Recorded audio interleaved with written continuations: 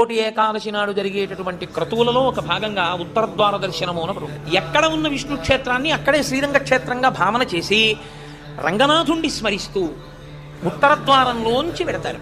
ఉత్తరద్వారంలోంచి ఆ రోజున శ్రీ మహావిష్ణువు ఏమీ చెయ్యలేనివాడు, అన్ని విధాలా ఇంకా అసలు నేను ఈశ్వర ఏమీ చెయ్యలేను, నువ్వే నాకు ఆధారం, నువ్వే నన్ను తీసుకుపో అన్నవాడిని ఉత్తరద్వారం తెరిచి తనతో తీసుకుపోతారు. ఉత్తరద్వారం తీస్తే మీరు ఎటువైపు పెడతారు?